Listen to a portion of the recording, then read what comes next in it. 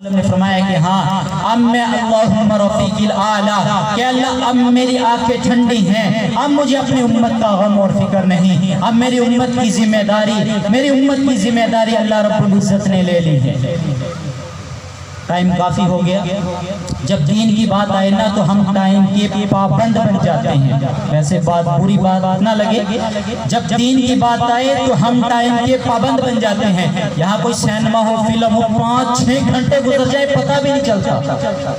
डेरे में बैठ जाए बात का पता भी नहीं चलेगा, गप्पे शुरू करते हैं बातों का पता भी नहीं चलेगा। दीन की बात आए ना तो हमें घड़ी की तरफ बार बार देखते हैं कि 2 मिनट, 5 मिनट, 10 मिनट। बुरा ना कि क्योंकि सारे मेरे रिश्तेदार हैं, 5 मिनट ऊपर 10 मिनट क्यों?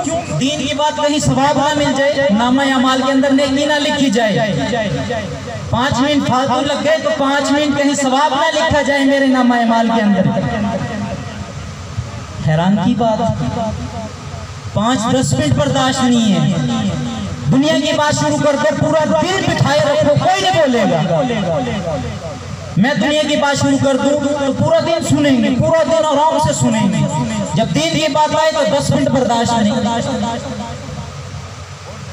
मेरे अपने हैं ये सारे रिश्तेदार, कोई मेहमान हो तो बुरा महसूस ना करे। तो हुजूर सल्लल्लाहु अलैहि वसल्लम को उम्मत का ये गम है, ये फिक्र है कि मेरी उम्मत जहन्नुम से बचकर जन्नत के अंदर जाने वाली बने। आज हमने उस नबी के तरीकों से बगावत की है, उस नबी के तरीकों को छोड़ा है। कल क़यामत वाले दिन जब उस नबी का सामना होगा तो हम क्या जवाब देंगे? अगर उस नबी ने सवाल कर लिया कि मेरा उम्मती, क्या ओहद के मैदान के अंदर मेरे टूटे हुए दान नजर न आए?